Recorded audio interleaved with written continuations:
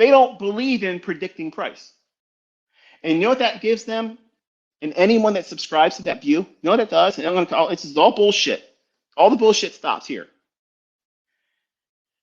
They're making an allowance for them sucking as a fucking trader. They're making a wonderful allowance, a perfect excuse clause for why they can't accurately tell you where the market's going to go. Because if they're a public figure, that's the bar that's been leveled up to. Now, you have to be able to call a market. You got to be able to be consistently tell us where it's going, or don't talk to us. Don't talk to me unless you know what the fuck you're talking about. As soon as you start talking about price is random, or our job is to react to price and it's not to predict price, you have already completely lost me. Not because you lost me in the logic and now you're proving superiority. You're proving that you have fucking no idea what you're doing. You have no idea what you're doing if you subscribe to that view. Because when we walk out here and we look at the same price charts, we know exactly what the fuck's going on. There's relative equal lows when the market's long-term bearish. Time of day, wait for the first visit to the fair value gap, wait for it to trade down through it, come back up. If it respects the upper half, doesn't go back into it, take the first fair value gap on a lower time frame, sub 1 minute. Write it into that pool of liquidity. You have right there, just like that. Just like that. You can write that on the back of a business card. That's your entire fucking model. Never risk more than 1%, and you're quitting your fucking job. If you save money, don't act stupid. You're quitting your job far sooner than anything else. You'll never need to look for anything else that I ever teach on. That's easy. That's always there every fucking day. That's there every day. An everyday model. You see, they're talking about forever model. This is my forever model. How about give me my every hour model? This is my every fucking 60-minute model. I just gave it to you. I just gave it to you. First presented fair value gap of the 60-minute. Oh my goodness. You're telling me. Yep. That's why Robbins is nothing. That's why all these motherfuckers are scared to come out here and do anything. They know I can do it. They don't want to suffer the embarrassment of the demo baller showing them up. But they think I'm going to buy into this bullshit and feel like, what am I going to do? Nobody's going to believe me unless I do this. When everything I've ever done gets fucking largely ignored by the same group. So I don't need to listen to this bullshit. I just find it funny that nobody can prove anything better. Nobody can call it better. Nobody can execute better. Nobody can get in and out as good and as consistent. But they all have words to talk about why you shouldn't learn, why you shouldn't be here. You don't see that as the enemy? Like, you don't see that? I'm taking nothing from you, nothing, and I have every right to demand it. I don't have to give you my time for free. I could be behind a paywall and saying, you're only going to hear me if you paid for it, or you pay the person that's leaking it for $5. Yeah. But I'm not. Because I'm giving you no excuse. You can't come back to me later on and say, man, you didn't give me a fair chance at this. You hid it from me. No, I didn't. I gave it to the whole public for free. And I find it still fascinating that such a large degree of people still fight it. They ignore it. They say no. And when you sit down with them, they don't show you that they put any real effort into it because they expected it to be a very short video that explains how to make a peanut butter and jelly sandwich. Well, listen, everybody knows how to make a peanut butter and jelly sandwich. Everybody knows how to do that. But what's different about when your grandmom or your mom made it? Somehow that motherfucker tastes better. It's the same fucking ingredients, the same fucking loaf of bread that you just made yesterday. But you're like, I'm so sick and tired of peanut butter and jelly. What the shit? But let grandmom or your wife, girlfriend, boyfriend, whatever, let them slap that shit on them 2 pieces of bread. Throw it on a fucking paper plate, and if you're lucky, get a paper towel. And when you're eating that, you're like, what the hell is going on here? What did you do to this? Like, this is fucking remarkable. You did something to this. What did you do? They cared. They cared. Why did my grandma's peanut butter jelly sandwich taste better than mine? Because when she spread the peanut butter and the jelly, she made sure every bit of the surface of the bread was covered. When you make a peanut butter and jelly sandwich, you're making that peanut butter and jelly sandwich because you're fucking hungry and you ain't got time to be making anything else. So what are you doing? You're just taking the knife, slapping it on here, slapping it on there. Who gives a shit? It's enough on there. It'll be part of the bite I take. I'm going to eat it in 4 bites anyway. So what is going on there? She cared about you getting the very best from what she had to work with. That's love. You using the same ingredients, same fucking recipe, nothing's different, same butter knife, same paper plate, same expiration date on the peanut butter and the jelly, which are bullshit. They last longer than that. You slap it on real quick just so you can give yourself immediate gratification. Hunger pains, make them go away. Well, that's what you're expecting of me. You're expecting me to give you a peanut butter jelly sandwich in a trading model like you give yourself every day. Give it to me right now. Give it to me right now. This is how I do things in my world. Yeah. Ass backwards, rushing it, expecting everybody to bow to your fucking whim. But I'm making it like grandma. I'm making it like grandma, Dud. I'm spreading it out perfectly, making sure all the nooks and crannies get the even distribution of the peanut butter and jelly. That's why it tastes good when I'm teaching it. And everybody else is like, listen, man, I came here with high hopes that you're going to try to make it easier and faster, but I'm just not getting it, bro. And you come back and you're leaving comments in my section. I've been trying to other people, man. Right. They're just selling you an engagement. I'm teaching you because the expectation is my children are listening to these conversations and I want them to succeed. You think I'm going to give my kids some bullshit? I'm not going to give them false logic. I'm not going to give them bullshit that ain't going to make money. But even my concepts with the wrong mentality placed around them won't yield the results that they would want. You have to think about things differently. You have to see how our character flaws, our immediate gratification desires, this pursuit of give me what I want and want right now, and it's already 2 weeks late. Whatever it is, whether it be trading profits, success, understanding what to do, our job promotions, recognition among our peers, the girl I've been putting so much effort into, she should have been wanting to go out with me by now, or vice versa. We have unrealistic expectations. And if you try to bring that into trading or your development as a trader, you're going to be frustrated. And that frustration will manifest itself.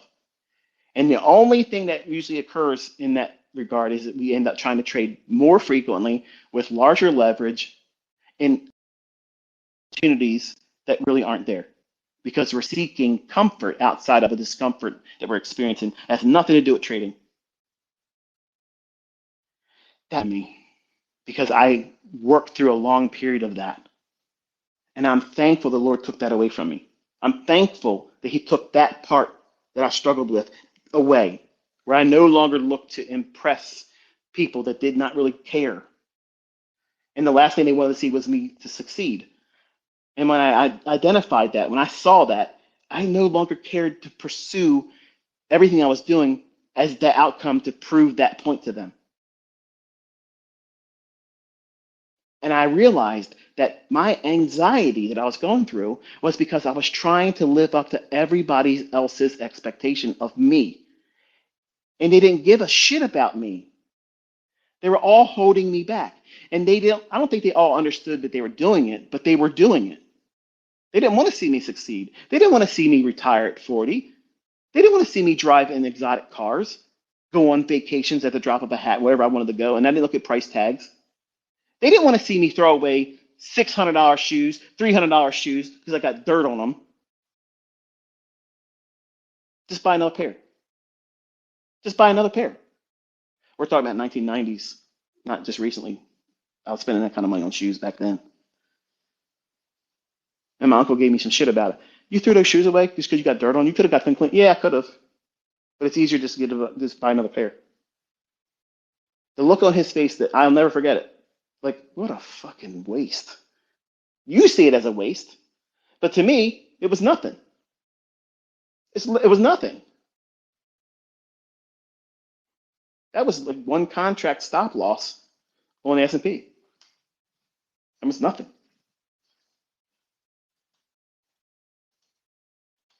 All of you have the ability to be better than me sooner than I was.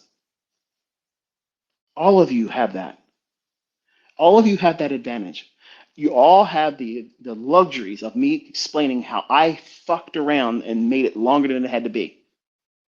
But you don't want to listen to those lessons. You want to hear, give me the new shiny object you have right now. Give me the new PD array that's better than everything else because I want to talk about that. I want to add that to my mentorship. I want to talk about that in a book I'm trying to write. I want to make posts about that and pretend I know what I'm talking about. I see it in my own community. I don't think I don't see that. I see a lot of pretenders, okay? And I don't like that. I don't like when you say, oh, I got the same trade as you, boss. Unless you show the execution, you didn't have the same trade. So why even say that? Because you want to feel a connection between us. And I'm not going to fake that by giving you a like or a high five because I'm rewarding your bullshit. I'm teaching you to cut the bullshit out. I'm not that special that you have to have a high five from me every day or a reaction from me.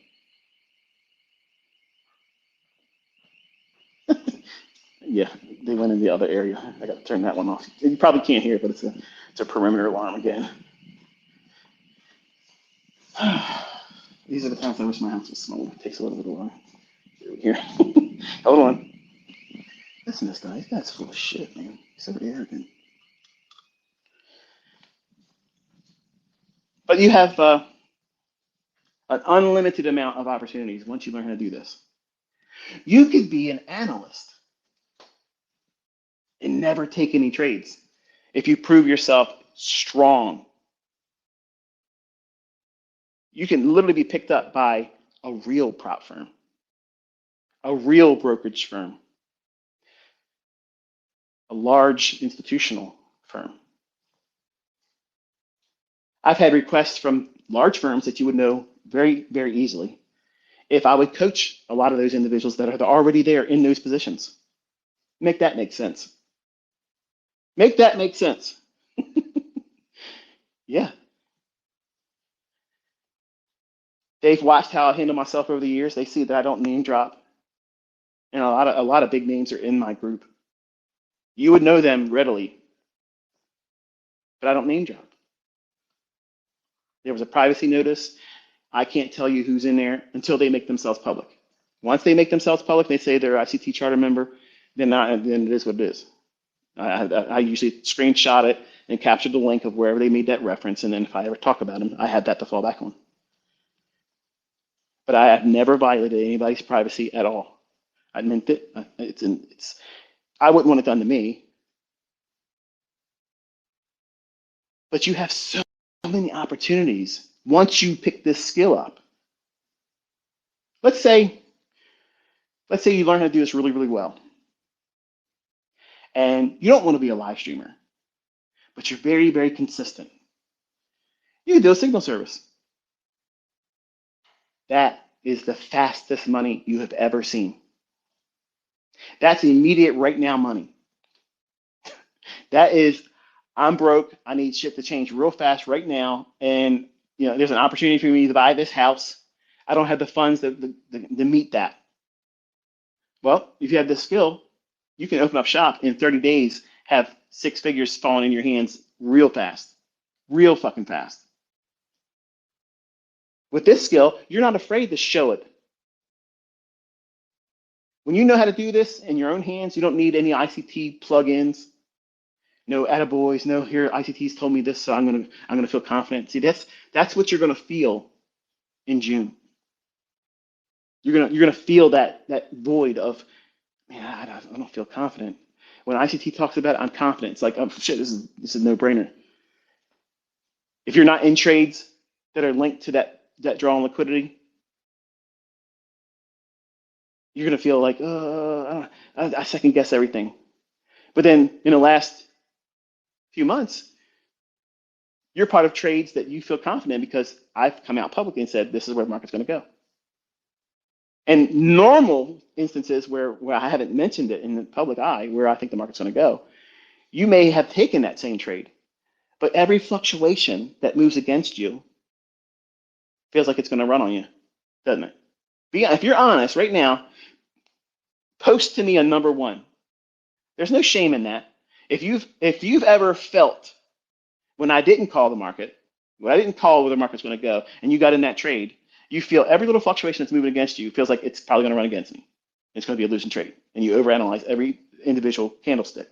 But the ones I've come out publicly, and you're trading in those, you're never worrying about the little drawdowns. You're thinking, oh well, ICT called that, so now it's just going back down to that order block. That's exactly why I proved to you by being your spotter. That is what you're supposed to do. You self-talk. The only thing that's changed is because I've placed my reputation in front of everybody saying, this is what I believe the market's going to do. And if there were 2 million people following me, and I say that number because all the comments that are left predominantly are people that are not following me. So add up what's following me plus that, I got over 2 million followers. This way of teaching gives you that perspective where you have to self-reflect. You have to encourage yourself. And if you feed yourself with, man, it's going to stop me. Shit, I know it's going to stop me. I should have never moved my stop. I shouldn't have moved my stop. Shouldn't have moved my stop. This is bullshit. They're going to stop me out. And what are you doing? You're not trading your setup. You're not even following order flow anymore. You're preparing yourself for something that may not even happen, which is being stopped out, which is 180 degrees against what I teach, which is while you're in a trade, whether you're tape reading, whether you're demo trading, whether you're using it with a live trade, your task is, where are we at right now on this candlestick? And how does it relate to what has already happened? Is it still following the logic that would present the likelihood of this trade going to where you said it was going to go? If it's going down, where's the short-term low that it could take stops out? And then as soon as it does it quickly run away, or does it spend time below that low if you're long? That's probably more of a reason to get out of the trade or cut some of the trade off. But if it goes down below a short-term low, that doesn't mean shit, except for it's probably a time where we can add to it. By me giving you the draw in advance, I'm lending you my experience. But there's a great deal of effort that's required beyond that in your own hands. And a lot of you don't want to go through that. You're doing everything to avoid that. And there's going to be a time while you're doing it, initially, you're going to feel like you're floundering. It's going to feel like you don't know what you're doing. It feels like it's not going to work in your hands until it starts.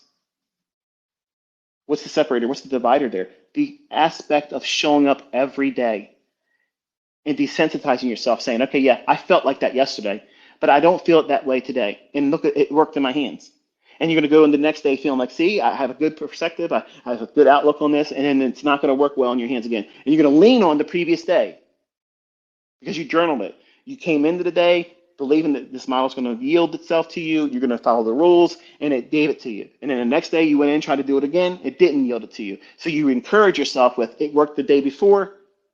This is the day I did something wrong. I don't know exactly what it is. I'll wait till the day closes, and I'll have the benefit of hindsight to see what it is I missed. You see how liberating that is? But some of you simply want to avoid that aspect of growth, which is required. You can't escape that. There is nobody out there that's going to help you get around that. There is no one. I promise you. I swear to God Almighty, if there was somebody that could do that, I would say gladly. This person teaches you how to get around that and circumvent that whole aspect and requirement that I tell you is there. But they beat the system. They did it better. And even if they charge a lot of money, do it. Go through that because they've done it. There's nobody that's going to ever take that away. That's experience. There's no shortcut to that.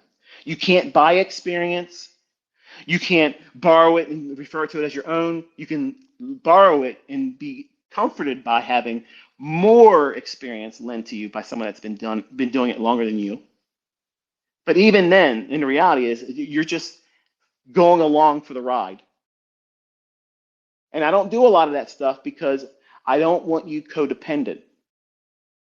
And codependency is worse than anything because when you try to do it on your own, after spending time with someone that knows how to do it really well, you're forced to look at things from a different perspective when it's no different.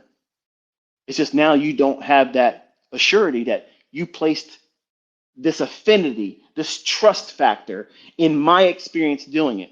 I'm more right than I'm wrong. So therefore, if I say it and I'm going to go out in public and say it, that means that you have all the reasons not to trust it anymore, or not to not trust it, let's say it that way, because you believe in the historical record of me calling it beforehand, it pans out. Whereas it's no different that you arriving that same outcome if you would have back tested for a couple months and then tape readed for a couple months and then demonstrated for a couple months. And that's the 6 month minimum I was talking about. If you do that, that's the work. And if you're not consistently profitable in demo, why the fuck would you go to a funded account or a real account? And some of you think that something magical is going to happen. Well, I really don't have any results to show after 2 months of demo trading. And I don't want to have any back testing because I didn't want to back test. And I don't have any journal entries because I think journaling is a waste of time. So yeah, I should probably be profitable now when I start doing it with real money. I put enough time into it after all, right? And that's the dumb shit that people do. And then they'll send emails to me. Every mentorship intake, I had this. Every mentorship intake, I had this. And as soon as I said, show me your last 3 months focus in your journal, what you were looking at, because I knew they weren't going to have 3 months of journaling done in a day. And if I gave them a full day of response time, and I told them, show me what you did for 2 months in tape reading it, which markets, what were you looking at, what was your observations and annotations, and then show me what your trades were for the next 2 months of demo trading using the logic that I taught you.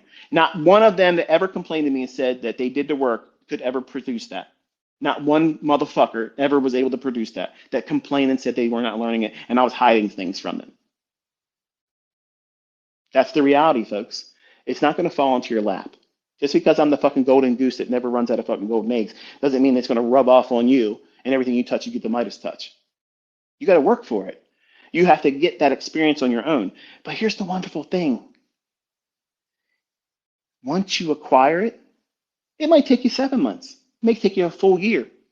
There's nothing wrong with that. Because once you get to that level and you have the experience and you know exactly how you're going to react, you know what your triggers are, what makes you nervous, what scares you, but then you start seeing all these instances where, yeah, I saw that before, and I used to fear these types of moves. You ever see that in some of my students' responses? When they'll come behind somebody else and say, yeah, I did this, I got scared, and I got out of the trade. He goes, yep, I used to fear that same thing, but then I had to push past that and just go a little bit further and just hold the idea and just stick to the logic and the concepts. And then I got over that same fear. I don't look at that as someone browbeating someone saying, you're stupid. That's someone saying, I used to do the same thing, and here's how I overcame that. You know what that is? That's a mini little version of market wizards. How these individuals coped and how they overcome. Not the market, themselves. They overcame themselves. More needs to be said about that. That's what makes those first 2 volumes of Market Wizards so great. They're great. Everything after that, volume 3 or whatever he's done after that, it's bullshit. It's not even worth listening to or reading. But volume 1 and 2, absolutely crucial to me because it helped me understand that it isn't going to be easy. And everybody goes through these periods of adjustment, discovering what makes them tick, what's the thing that's going to make them blow it. Because we can all have the same ICT model that offers a setup every single day. But why isn't that everybody doesn't have the same results? Why is that? Because you brought something to it that day that somebody else didn't.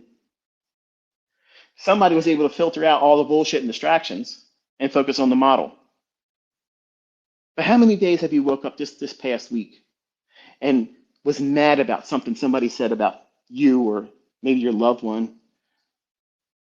Or you just didn't feel like you've been recognized recently.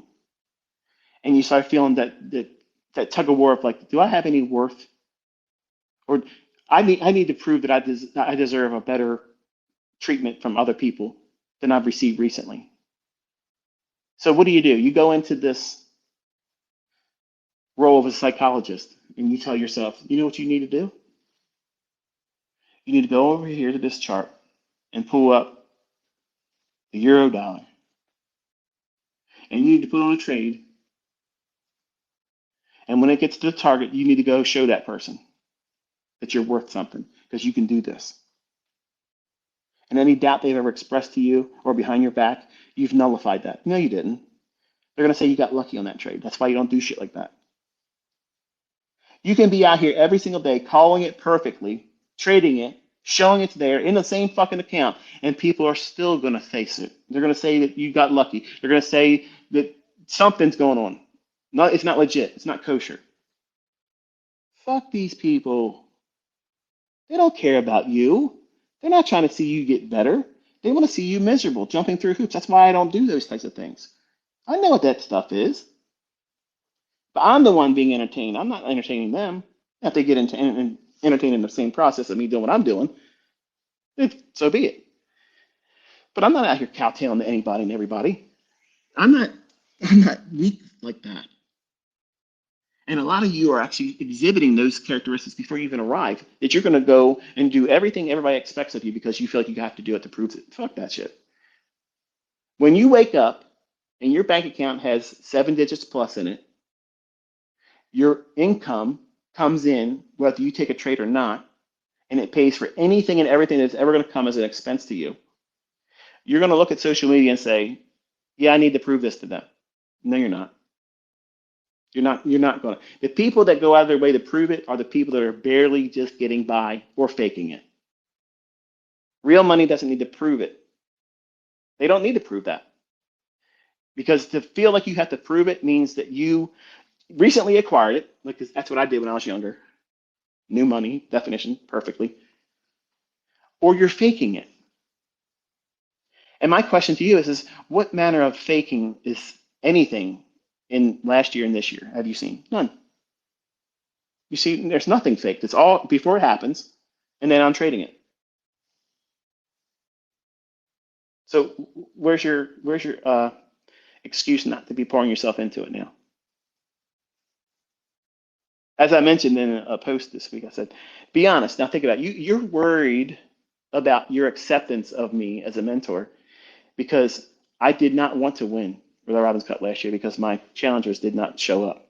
They didn't do shit. Like I wanted to have that fucking Titan experience. Like I wanted to do it. That would have been fucking fun. It would have been fucking amazing. And again, denied me. Okay, no problem. But you care more about that in the image that it supposedly mars. Like that somehow blocks out everything I'm doing in front of you. It's an IQ test, folks. The Jade Master parable. The young guy wakes up and decides he wants to be a Jade Master. Says, that's it. I'm going to go trek where they said the Jade Master lives. So he gets on his journey, long time getting there, finds this Jade Master. That's like you, looking at all these different mentors out there, all these different authors and styles of trading, and you discover there's this guy named ICT. He really knows the algorithm. The algorithm, yeah, he'll tell you all about it when you get there. So you show up at the door, and this guy that doesn't look like the hero that you imagine he might look like shows up and says, hello. Says, I want to learn to be a trade master. Oh, okay. Well, watch me sit over here and do something in front of the whole world and prove that I'm the worthy trade master to listen to. And then he doesn't do anything except talk. And the young man that desires to be this trade master says, what the hell is this? This guy's full of shit. All you're doing is talking, bro. You didn't do anything. You didn't prove anything. And the trade master says, I've been talking to you about psychology and aligning your perspective on what things matter most and what you're going to do to wreck yourself. Come back next week.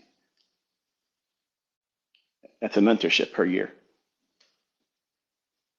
And I go through this every year, proving number one, nobody's stepping, nobody's doing shit, nobody can beat it, nobody can challenge it, nobody does anything. But my concepts keep working. I keep making millionaires. I keep producing students that do exceptionally well. And now this year, here, no lots of talking, outside the spaces, of course. Watch this at the market. This is what I'm looking at. It's going here. Boom. Then I'll show you the execution.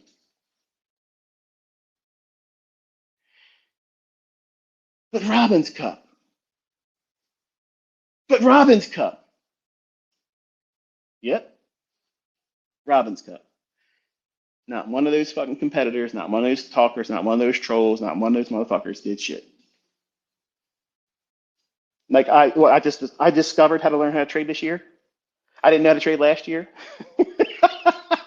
I have fun with this stuff. I have fun with this. It's genuinely fun. But the perspective is this. You are willing to ignore the very thing that I'm begged to do every time I come out here. Call it live. Do it live. Trade it with a real account. And you're stuck on Robin's Cup. That's the same thing in the Jade Master parable when the young man wants to go to learn to be a Jade Master. The first day he gets there, the Jade Master hands him a broom and says, okay, sweep over here. But before you start, here, take this green stone, hold it in your hand while you're doing it. What is that? In today's society, that's like, go fuck yourself, pal. I'm not cleaning your fucking house. I'm not doing that shit. I came here for you to teach me. And I know how I should be taught. This ain't how you fucking do it, man. You're a fraud. Okay. Next week, if you want to come back and learn, come back. But right now, you have to go home. What the hell? So he goes home. He's like, fuck this guy. And over the week, he's thinking, you know what? There ain't no other Jade Master able to do what he does. I gotta bite my tongue, swallow my pride, and go back there again. Shows up, knocks on the door. Jade Master opens the door up, smiles. He says, come in. He says, are you ready? Yes. Thinking, it's going to be a different show now. And he gives him the broom again and presses another green stone in his hand. And yeah, he sweeps the shit, and he does it for a day or two. And then finally he says, you know what, man? You're talking to me about shit that has nothing to do with Jade. You got me sweeping your fucking apartment here. Like, come on, man. Like, what's going on here? He tells him, go home. Come back next week if you want to learn. That's a trading week, by the way. And this goes on for a couple weeks and maybe a couple months. And eventually, this guy stops interrupting so frequently and stops challenging what he's doing and what he's not learning about. Until one day, he says, you know, I got to tell you, man, I feel like you're taking advantage of me. I think you're frauding me. I think you're scamming me. I came here to learn about Jade.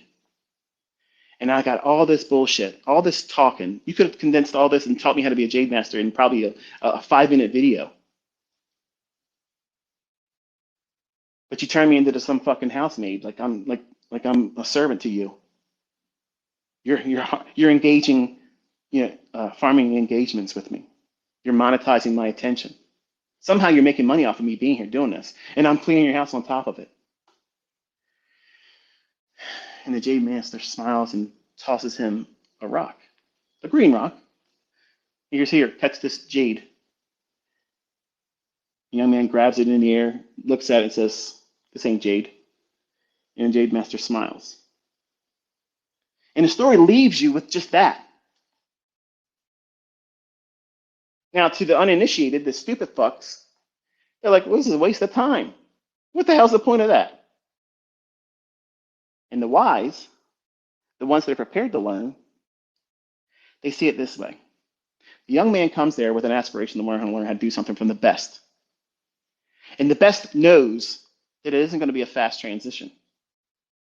And he also knows, because he has the experience, he's the Jade Master, that there's going to be a lot of expectations placed on what they want right away as a student. And before you can be a Jade Master, you have to know what the fuck Jade is and unrecognize what real Jade is.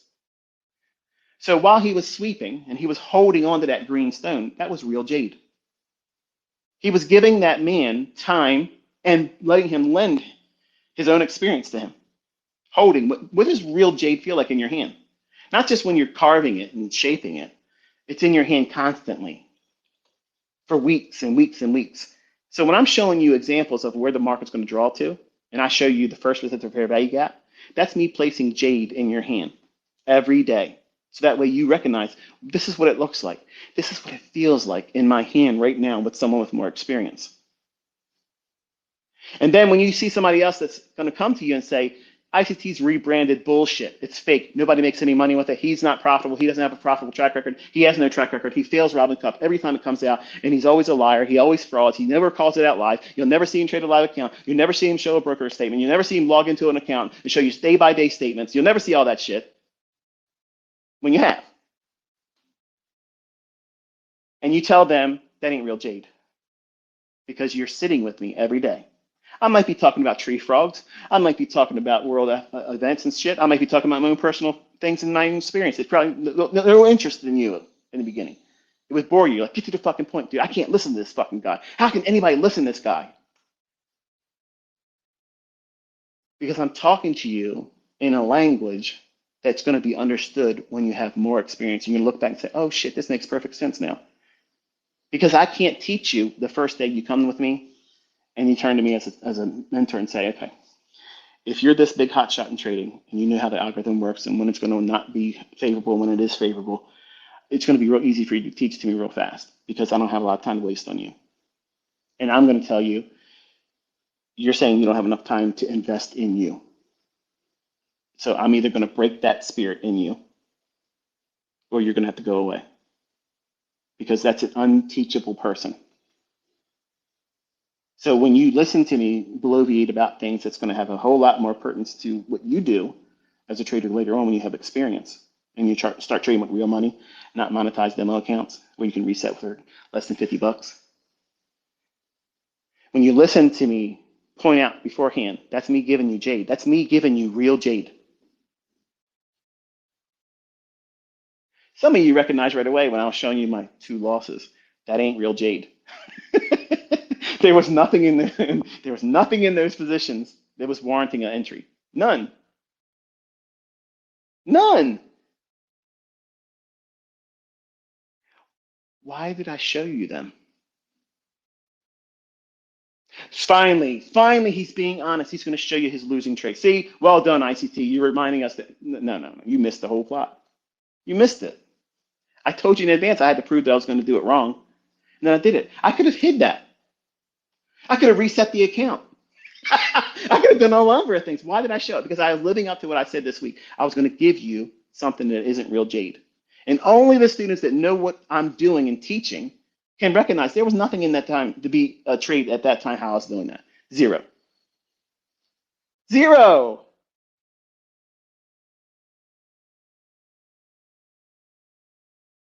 You're learning from the Jade Master. Didn't recognize until now. When someone tells you that the first presented fair value gap is bullshit and doesn't work, no one that's been in my presence this year is going to believe that. Why? Because you've had real Jade in your hands every day, watching me use it, watching me tell you how it's going to behave, which setups are going to be yielding itself to you. That's experience. And that's what the Jade Master was teaching this young man by forcing him to submit to the process of holding real Jade so that way you know what it feels like in your own hands. How can you be a Jade Master if you don't know what the difference is between a greenstone and real Jade?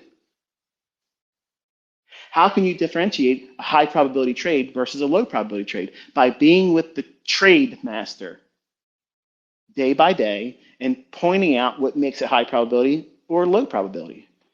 What causes it to be a high resistance liquidity run condition versus a low resistance liquidity run condition? How does the economic counter impact the levels of efficiency that may or may not exist in price on that given day? See, I don't complicate it for the sake of just complicating it. I'm satisfying 2 things. I'm making the lazy go elsewhere or tap out. And that's going to save them money. That's how I look at it. I'm doing them a service of mercy. I'm saving themselves from themselves. But I'm also rewarding the diligent. I'm giving you all of the real meat that you need to have. And the least important thing, the technical stuff, that's sprinkled in there. But you think when you first come to me, that's what you're looking for that. Let me go to this guy that takes out all the bullshit and goes right to the point where it's an ICT's gem. We're just going to slice up and just take all the other stuff out of the marketplace discussion that you just gave, and just going to talk about that little thing right there. That's this little piece right here, and we'll call it the secret sauce. That's not the sauce. All the extra talking, that's the sauce. It's all about mindset, how you internalize things, your internal dialogue. How do you manage your internal dialogue? Do you wrestle with yourself while you're in a trade? Or are you constantly asking the market to prove to you that it's still yielding what you expect it to do?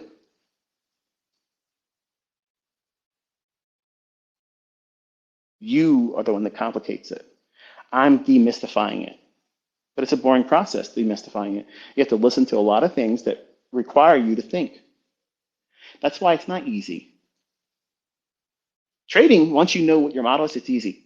You do this, you don't do this. But figuring out what's comfortable for you, that's really hard. That's really hard. And that's what the Jade Master was doing with that young man. He saw him come to him on a long journey to learn how to be a Jade Master. He expected to see, this is the knife you use for this, and this is the instrument you use to smooth it over here, and this is what you want to do to make a shape appear inside the jade surface by this and that. You want to get right down to the point of, show me how I can make money being a Jade Master. Okay, slow your roll, and we're going to have to teach you humility. Number one, patience.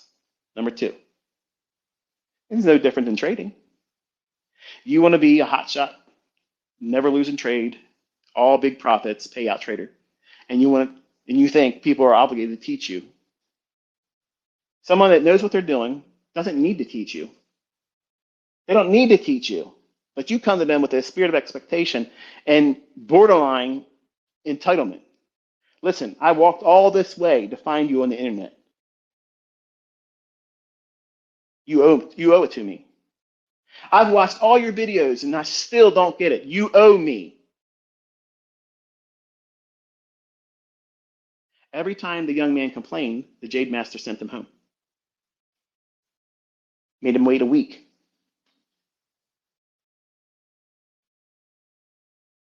Okay. How's that any different to a trading week? No. You have lessons given to you. I tell you, look at this, look at that. So that way, what am I doing? I'm giving you real market insights that the market's going to use that day. Are you ignoring it? Are you saying this is bullshit? You're not giving me a trade entry? It's a lot of folks that I block every day that come at me with that dumb shit. Because that's like the same thing, the Jade Master sending them home. I don't ever want to hear from somebody like that, ever again. Because you're teaching me the most direct way to identify you as someone that's unteachable. You're unteachable. Trading, if it's so fucking easy, all these people that talk this bullshit, I complicate it. Okay, you come out here, you call the market. You come out here and execute based on what you called. Do it every single fucking day like I'm doing. Do it every fucking day unless I tell you otherwise I'm not going to be here. I'm doing it every day.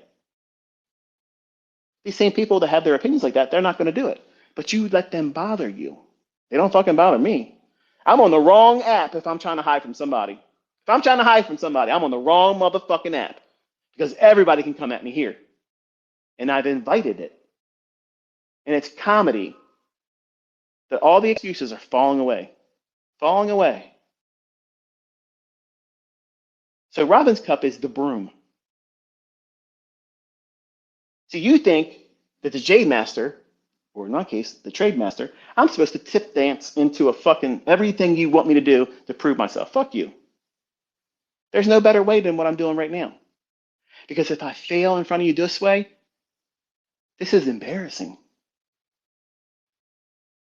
Think about it. I created a Telegram channel so that way you could come in there and watch me in a controlled setting. I don't have to read your bullshit, your opinion, took the same trade as you, boss. Get out of here. Whatever I say, that's it. That's the focus. You don't have to worry about remarks. You don't have to look at emojis, supporting or taking shots at whatever I said. It's just right to the fucking point. And delivering like gangbusters. Every fucking day. Proving what? I know what Jade is. And I'm teaching you how to identify it. So when people tell you, or you read other people say, ICT concepts or smart money concepts are bullshit rebranded and that nobody makes money with it and you can't see it and you'll never see them use it and you'll never see any consistency with it. There's no edge in it. These are people that are lying to you. They have no idea what they're talking about. Because now that you've been with me, even this year, the first 2 months, if I would have just stopped right there, yeah, that's enough. I had people come out and say straight up, say, you know what, I was a hater of you. I talked shit about you all the time, but what you did this year, I'm fucking convinced. Like you must really enjoy doing this stuff because you know how to trade, right? They get my humor now. I'm not hiding it from anybody. I've invited every shit talker out here, and all of them find the excuse to block me and find somewhere else to be. Okay, that's fine. I'm not here to hate on anybody, but don't blame me because nobody showed me up because I've given them the stage for it and they don't do it. Because they know who the fuck I am. They just don't want to admit it. They know what I can do. They just don't want to admit it. And some of you are failing an IQ test because you're watching me literally fucking do it and you're denying it. You're fucking denying it. Guess what that shows you? It shows you that you have hero worship syndrome. You're not going to learn from anybody that might have a opposing opinion by, I don't know, more than 3 people. Because you care about your own image. That means you're a victim of social media. You're a statistic. You're a casualty of this bullshit, this science project, this social engineering project of social media. That's what this is. And you're fucking failing.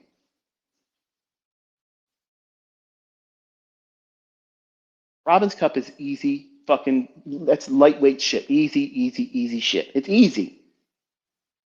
Month fucking 1 of me in the Telegram blew out fucking Robin's Cup. It's done. Nobody's gotten that high yet.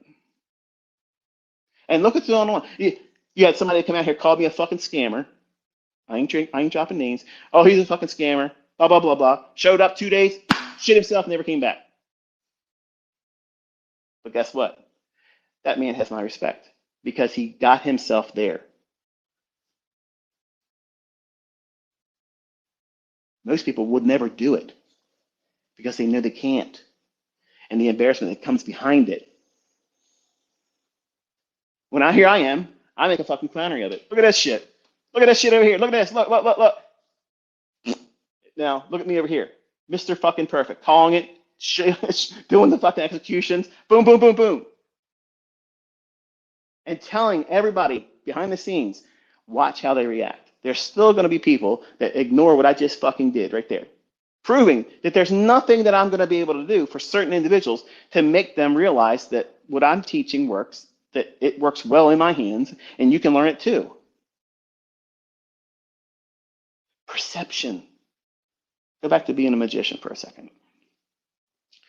If I hold a deck of cards in my hand, and I show you a card, and I ask you to sign that card, and then I tell you to put the card back in the deck anywhere the fuck you want, and then shuffle that deck, what do you think the chances are of me cutting to the card that you signed first attempt? I'm going to tell you it's 100%. I'm going to do that 100 fucking percent. How can I say that I have 100% confidence that I can do that? Because I have a PD array in that deck of cards. Huh? What the fuck did you just say? Yep, sure am. What I'm suggesting to you is that I could have a stripper deck. Now, some of you think that's a naked woman on a pole. That's not what I'm talking about. A stripper deck is where the deck of cards is cut narrow going to one end and left the same width of a natural produced playing card. So when I tell you to take a card out, I'm offering you the deck. When you take the card out, I'm going to reverse the deck in my hand, and I tell you to stick the card back in there. It doesn't matter how many fucking times you shuffle that card. As soon as I grab the deck, I can feel that wide separation amongst the narrower side, and it'll cut right to that card. Now, you don't know that as the person watching the magic trick, but as a magician, I know that there ain't nothing you can do to fuck this up. I'm going to be able to cut through it right away. And what is my resource in knowing that I can do that? I know that there's going to be one card, one fucking candle that's going to give me what I need as the edge. You see how this made that transition from magic to trading? You have to have a gimmick. You have to have a novelty. You have to have something as a real catalyst to get you into a trade. But that cannot be retail horseshit that has no bearing on why price goes up and down. Oh, he's just using support and resistance. Okay, how the fuck am I picking the right support and the right resistance every single fucking time? Nothing extra, nothing wrong. Ask anybody. Ask anybody. What time frame? Pick a time frame and ask everybody, show us all the support levels and the resistance levels, all of them that are available. And then say, now, out of all the ones that's on that time frame, which one is the one going to be used next for a buy or a short? Crickets. Crickets. Everybody's lost their fucking voice, folks. Laryngitis is now spreading. It's the new fucking epidemic. There it is. Put your mask on. That's how it's going to be. They always come at you after the fact to tear you down. That's the accuser. That's the enemy. And some of you are foolish and you listen to that stuff and you ignore and you forget what you just witnessed and what you were a part of and you watched happen. With detail, this is where it should go. And the time, because I'm using 1 minute charts. I don't have the luxury to outline every intricate detail. So when I do a review, I say this is the catalyst. That's what was going on behind the scenes. This is the reasons beyond what I pointed to. This is the reasons why I chose that to happen. And you all have the luxury of watching me do it right, correctly, consistently, every time I do it. And I'm leaving the decision, do you see value in that? Some think that, oh no, this is all bullshit. You're not telling me when to get in. There's no stop loss, so this is all bullshit. It's trash. Your Telegram's trash. You're an asshole. You're an idiot and you're broke. You want me to feel guilted into giving you trades. I've been around the block for a long time, folks. I've seen this shit. You're never going to make me feel like I got to do more. You're never going to do that. But for the people that are really wanting to learn, they're seeing it. They see the value and they're like, wow, this is such a wonderful resource to tap into for the time that you've been offering it to us, being able to spend time with you over the charts, seeing it and watch how it pans out. That's something that you can't put a sticker of price on, because that's experience that's gone. There's not gonna be another group that's gonna have that time like you've been spending it with me. And it sounds crazy, like I'm Elvis and some shit, right? That's not what I'm talking about. Again, I'm not Gandhi. I'm not some kind of deity. I'm just saying that I'm offering that time with you here that I'm not going to do anymore in any medium. I chose to do it this year because I needed you to understand the separation between what your perception of me as a mentor or a person, which you think I can and can't do. Like literally, folks. Like literally. Competitions or trading competitions, like you don't even see what I'm doing trading. Like you don't see it. So I'm able to do far better than feeling any pressure of coming out here and saying, okay, here's millions of people watching me. And there's going to be this overwhelming desire to see me do it wrong. And that's pressure. What if I choke? What if I got mom's spaghetti on my shirt? That's an Eminem thing, in case you didn't know. I'm not scared. If I was scared, I wouldn't be doing this. If I didn't have confidence in being able to do it consistently, I never would have started doing it. My image is nothing. I could care less about my image. My lectures and my teaching is where the heart of the matter is. That's what matters. And when I talk to you, I'm trying to speak to the rational side of you. What do you see? I have a lot of fun doing, the little stunts I do online for my own pleasure, because I know there's people that's not going to believe anything I do. And to me, that's fascinating. It's just almost like, wow, like that is ass backwards. Like that's really crazy. Like you're literally going to deny every single day results, every single day, right?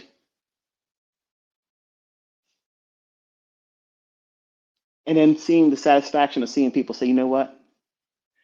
I didn't need to see you do this, but the fact that you did it just gave me a huge bump in confidence in knowing that this is 100% rigged. You can see it before it happens when you understand what you're looking for. And it gives you a visibility that helps you fight off this uncertainty, this fear of missing out a move. See, that's the problem with all this retail horseshit.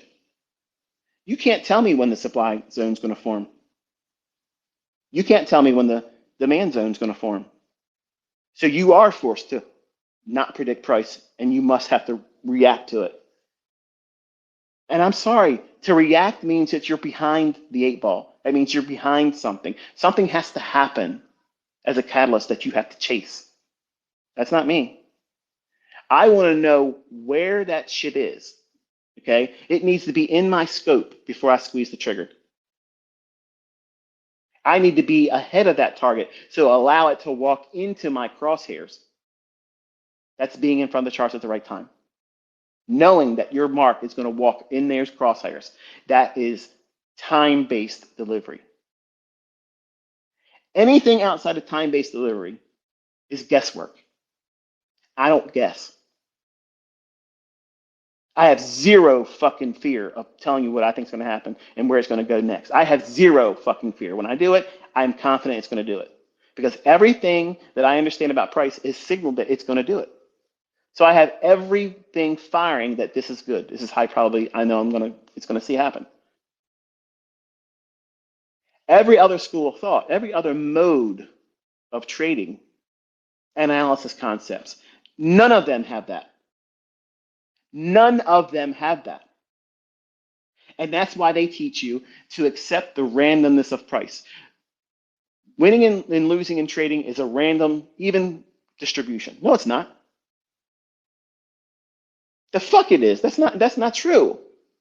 That is not true. Because every time you take a fucking trade, if you had 3 losing trades, the next trade you're taking isn't based on sound logic. It's based on fear. Because you're going to watch your setup form. You're going to know it's forming. Then you're going to watch it form, but you're going to be scared shitless to take anything on it. And then once it runs a little bit, you're like, fuck, okay, well, I know it's probably going to go there now. Let me just get in here. And I have confirmation now. No, you're fucking chasing price. That's what's confirming. You're confirming that you're chasing price. So you're not following your model. You're not following your fucking model. So there's no even distribution of wins and losses that are randomized. That's not the only thing that's random is your ability to stay within the guidelines of your model. That's what's random. That's why supply and demand zones are horseshit and bullshit. That's why fucking trend lines are bullshit. Because they're too subjective. You know what? There ain't no subjectivity to the first presented fair value gap. There's no fucking way somebody's going to argue that that didn't exist right there at that time. You're not going to argue about the first presented fair value gap on Monday and extend that throughout the entirety of the week. Once you understand what that is, that's real Jade. We're all going to have the same first presented fair value gap on the week. We're all going to have that. We're all going to have the same first presented fair value gap between 1:30 in the afternoon and 2 o'clock in Eastern time for the PM session, any given fucking day. We all have that. I've given you that gift. I've given that to you. That no one can hide it from you. They cannot take it from you. They can't pry it from your fucking hands. They can't tell you that it doesn't fucking work. I have pissed in their fucking face, and they thanked me for it. Because they could have done this in front of me and you, where they could have ran that fucking market the other direction and fucked me in front of all of you. They could have done that. Given enough opportunity, they will start doing it.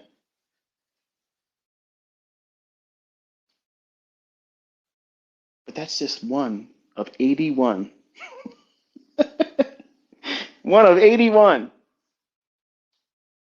And I've already told you, don't fear them taking 24 hours into the equation.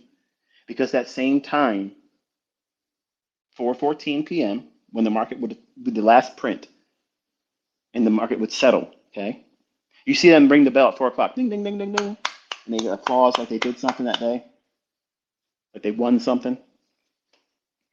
And then for another 14 minutes, they allow it to settle. And it's usually, unless it's earnings season, 4 o'clock to 4:14 p.m. Eastern time, it's kind of lethargic and doesn't do anything.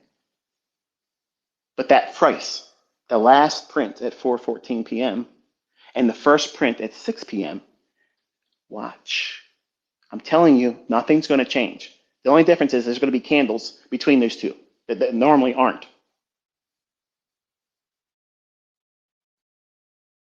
You won't need to worry about having the electronic and regular trading hour tab toggled anymore. Then it's just going to be simply just knowing what time it is, because those still will work. And I can't wait till they shift and they show this and it's still there. And then you're going to know who the fuck I am. Then you're going to know. You're going to fucking realize then, this motherfucker, yep, I'm that guy. I'm him. I'm him. Been trying to tell you a whole fucking time. Guess what? You just want to kick and scream and deny it. Who are you? I think he is. So I didn't want to do a shotgun Saturday. I was really just looking for a nice peaceful weekend, no troublemaking at all.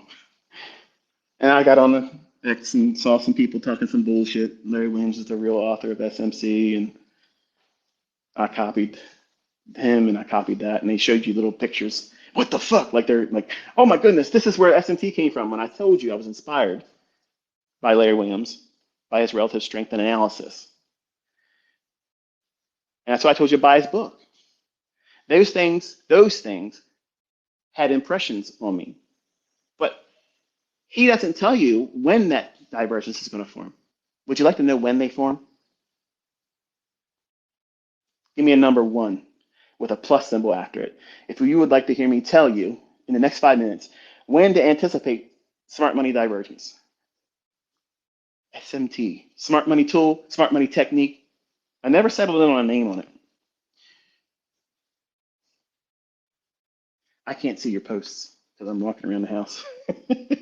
So I'm hearing some things blinking and blipping in the background, so I'm assuming that you probably are doing that now. When you see a market move into a macro,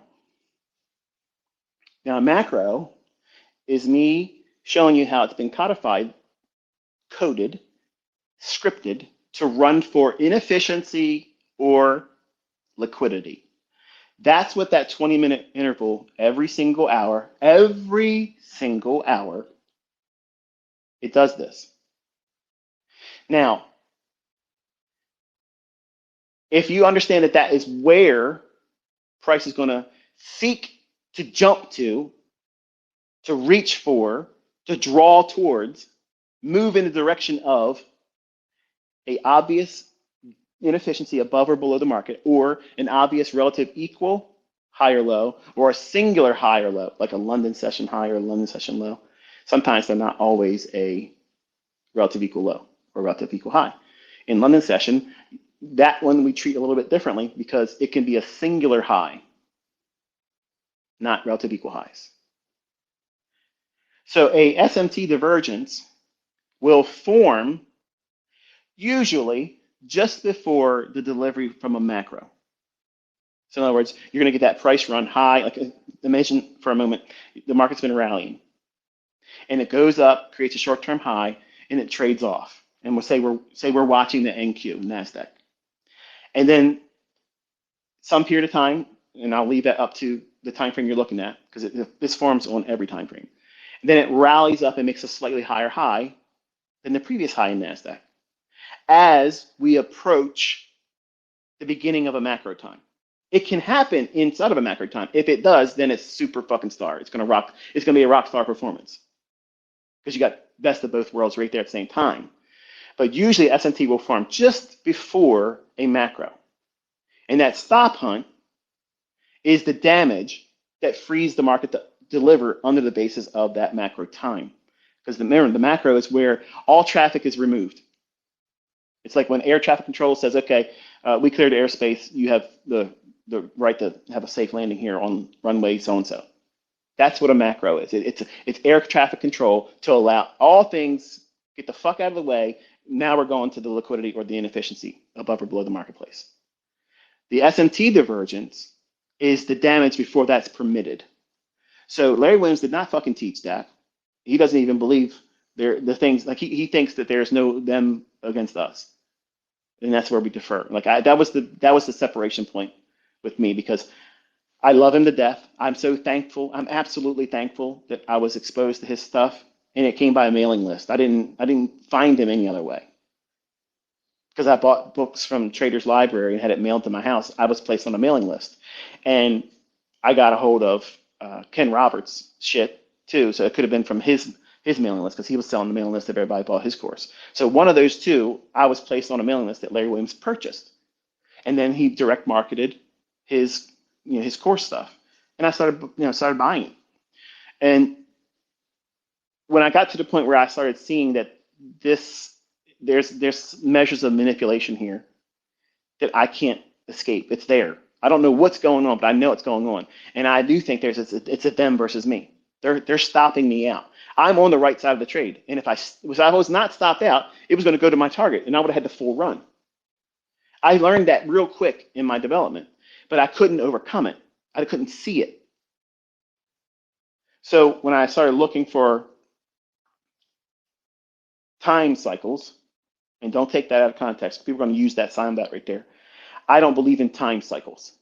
Okay, but when I started looking at Fibonacci time, when I started looking at the element of repeating phenomenon, I didn't go in looking for it to occur at the same times. I just went in here looking for data.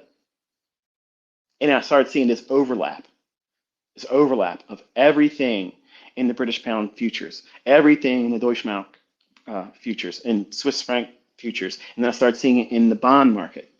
Now I transitioned to trading just the SPOOS market because I didn't trade NASDAQ back then. It was just the S&P market. It was happening there too. And I was like, shit. Well, let me just streamline this and get it down to a window of time where I only want to be focusing on setups to form right here and there. And that was the beginning of the macro. And that's why I've encouraged you last week. You look at a 15-second chart. Look for relative equal highs and relative equal lows, because if you study them on a 15-second chart, you're going to watch how the market goes back and forth and bangs them, back and forth, bangs them, bang and bang. And you can literally sit there all day long and trade a 15-second chart, and everybody else calls it noise. But it's just literally like just anything else. The time frame is very short. You got to be nimble. And you can learn a lot by tape reading a 15-second chart, even if you can't trade the lower time frames. So many people are they're just adamant about, no, I need you to start teaching me on a 4-hour chart, daily chart, or weekly chart, or I'm not interested. Then get the fuck out of here. Because you're literally that guy coming to the Jade Master saying, I'm not learning anything. When the 15 seconds doing every fucking thing that a weekly chart, a monthly chart, a quarterly chart, a yearly chart, 5-year chart, doesn't matter what the fuck it is, it's price. But you're getting so many wonderful examples that repeat inside of just a 1-hour chart. 15 seconds is a lot of opportunity to see it banging around and take relative equal highs and relative equal lows, and noticing the time that it forms these things. And I promise you a revelation in that, because you will see how one of the most used high frequency trading algorithms operates in the marketplace every single day, buying and selling all day long. You see it clearly on a 15-second chart, 30-second for some of the more significant price runs, but the real detail, you'll see it in a 15-second. And I don't want you to take my word for it. I want you to go out there and spend some time delving into that, and you will find what you realize after seeing it. That's what goes on behind the scenes. They're running the price on a scripted basis, and it's on time. If it's not ran by time, you're going to have a random distribution of when relative equal highs and lows are being taken out. But you're not going to see that. You're going to see that they happen at a conformed window of time. Now, right away, that's toxic to some of you. Like, no, you should just tell me what it is. No, I shouldn't. I shouldn't be telling you any of this stuff. If we're being honest, you're not entitled to this stuff. But you have a wonderful revelation if you do that. I'll share with you 15-second charts for the people that don't have that chart. I'll share the morning session to the guys of a 15-second chart next week, this starting this week. And that way you can look through the chart and study it. And you'll see it. You'll note it. And once you get that, the whole idea of this market being scripted or there is no central algorithm, you're a full of shit, man. Every instrument has an algorithm price engine that literally drives the market up and down, and it attacks resting orders. It entices buying and selling. There's no buying and selling pressure driving it up. No more than the 3 or 4 ticks above the high that has a standing base of orders, maybe in tune of 250 contracts. But 2 ticks above that, there's another 300 handles, 500 handles, 10 handles above that, but it stops just above to bump those, leaving all that real juicy liquidity. You mean tell me that nobody's interested in being a buyer? That they can't just rebook and send that price higher to higher to higher just to absorb that liquidity up there? They don't want it there. That's why it never goes there. It's controlled. They leave that up there because when they start sinking the market, more shorts are going to enter the market and that liquidity increases. Because what you're watching is the net longs that the smart money's holding, they need to exit, the liquidity to exit out of that. So they want to build these big pools of liquidity above old highs. That's why turtle soups work. That's why they work. Linda Rash's book never covers that, and you can go and look at her book. Look and see if Larry Connors and Linda Rash mentioned that's the reason why the turtle soup forms. They just say they're capitalizing on a pattern that historically has been proven 70% effective by being contrarian to what the turtles traders methodology was, which was buying a breakout of 20-day highs and lows. You ever seen me using a 20-day high and low? Fuck no. But the concept of a false breakout, which I didn't invent that. They didn't even invent that. They just gave you a specialized system of entering around that idea or premise, which is why I think the book was great when I first got a hold of it. I paid $175 for that book. I don't know what it goes for now, but I don't regret paying that much for it because it gave me an insight about stop hunts that it solidified a concern I had that validated it for me. Because if these people are writing a book about it, then they saw it too. So if they saw it too, then hey, man, to me that validates it. It wasn't something that I'm just feeling like it's it's limited just to me, which in trading can trick you. But if it's a large sample set of data suggesting something that's there, then the premise is probably having weight to it.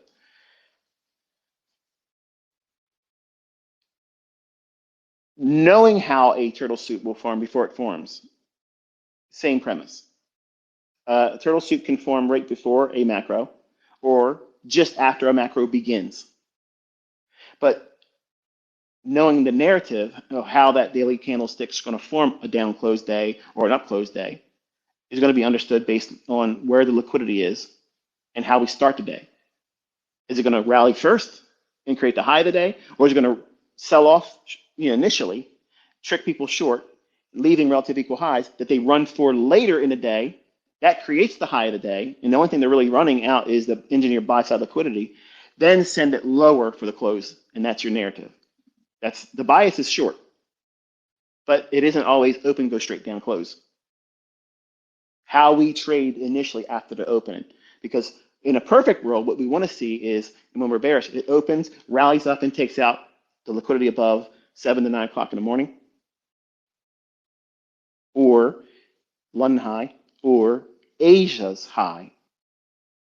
And we use the economic calendar to bridge that.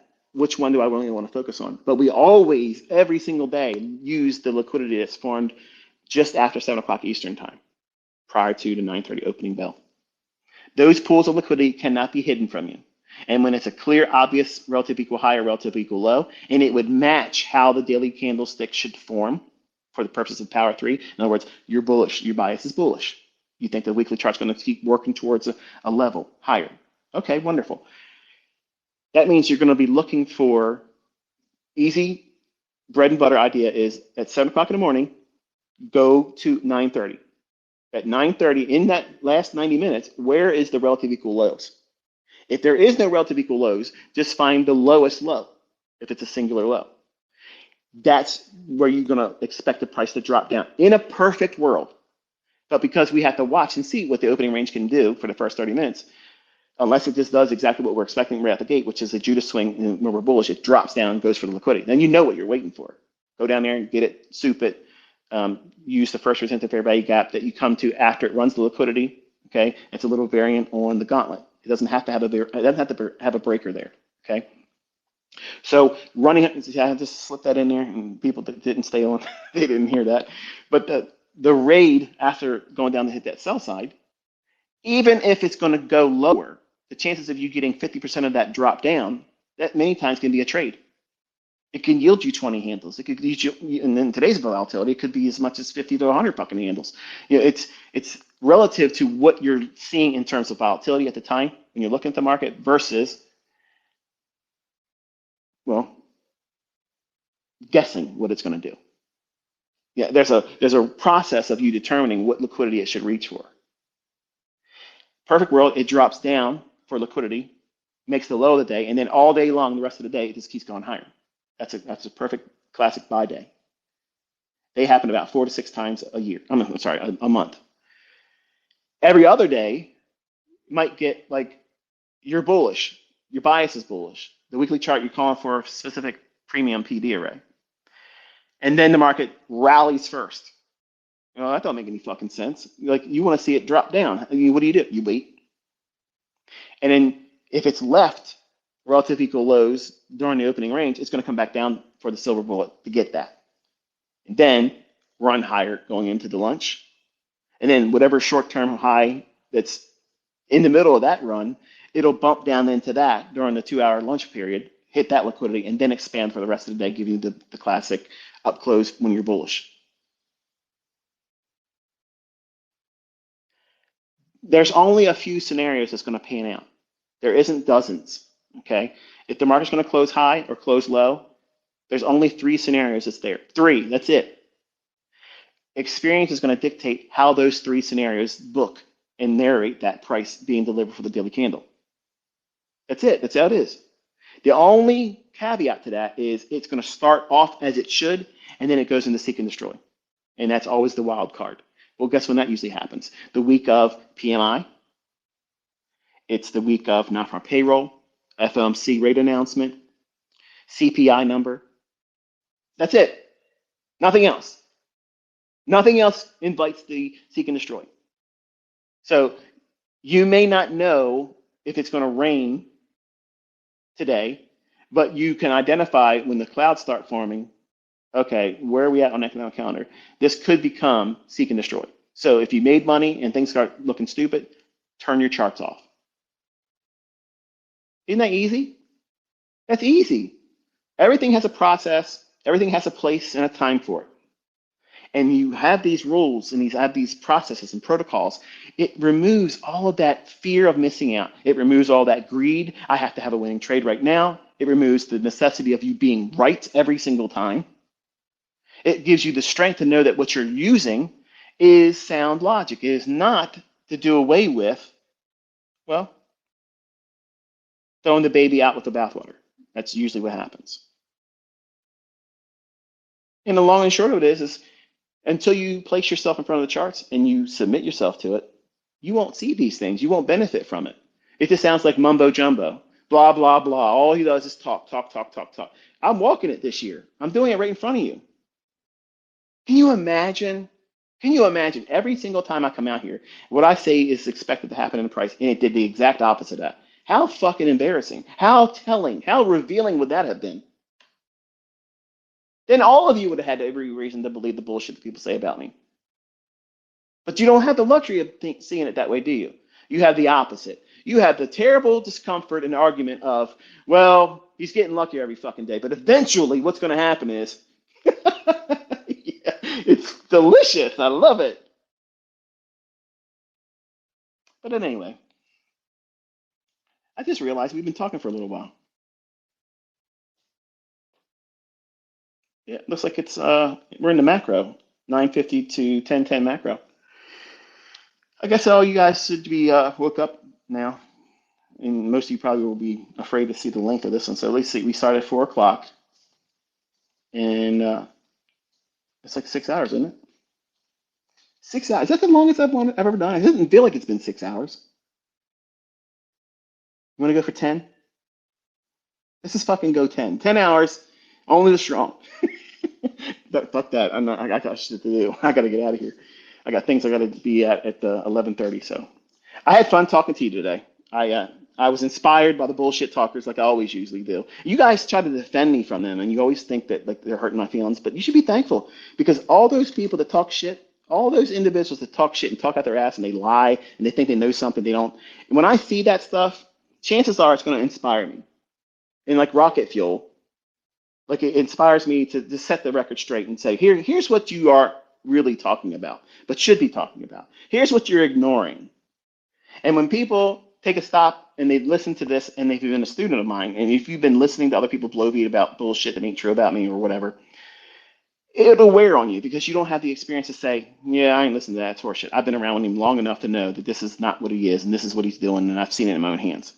That's experience that nobody can pay for. But they inspire me. I don't look at them as, oh, they're hurting my feelings. Like, I love it because I can come out here and remind you this, that, and the other thing, and you can't cancel it. You can't argue against it. It's not like I'm not telling you before it happens. Look at the look at the week. Look how we traded inside that range of non-farm payroll Friday high. We were aiming initially for Thursday's high of last week, and we used that daily fair value gap that was bullish. I shaded in yellow. I said no close below keeps it valid for it to send price higher. And we spent most of the week doing what? Reaching up. Now, a apt pupil, someone that's really interested in wanting to learn, they'll go down into the 15-second chart and look for every relative equal low when it formed and when they ran through that and then sent price higher. And that is your everyday model. That's your everyday deliverer. Every time you get in front of the charts, you're looking for that. And that forms every 60 minutes. You got to know what it's reaching for, though. You derive that from a weekly and a daily chart minimum, nothing less than a daily chart. But primarily, you want to use a weekly chart. What is it reaching for? And every relative equal low on a 15-second chart, once it's rated, if you take the first presented fair value gap, after that, you have a high frequency trading algorithm right there. For a short-term high or relative equal high or any inefficiency above it, that's your first partial. And then you hold it and see if it can start delivering to that higher time frame target. And then if it does, once you get up to 11 o'clock, if you can afford to take a partial, do so. Because you might have the lunch hour, which is really 2 hours long. It could retrace and go even beyond where you got in at and shoot for a London low, upset the people that are in there long. That's more likely to occur if you're in the discount area of that primary range that you're expecting to see delivered on a daily or weekly basis. In other words, that draw liquidity that you're aiming for bias purposes. When you're in the first half of that price run that would materialize, there's going to be stop hunts like that will occur. So you have to trade differently a little bit there. But when we get to a premium side of that price run, you won't see these big drop down. They won't need to come down there because they want to get closer to that exit strategy of getting out at that pool of liquidity or that inefficiency that's a premium. But anyway, we're going to close it here and be satisfied with this. I didn't spend any time with you yesterday. I'm sure you probably all missing me going through withdrawal, strung out on ICT. So I'm going to wish you a very pleasant weekend. Have a very wonderful Saturday. And for all of you that are students of mine and are mothers, happy Mother's Day. I hope you have a very pleasant, relaxing day. And Lord willing, I will talk to you all on Monday. Be safe.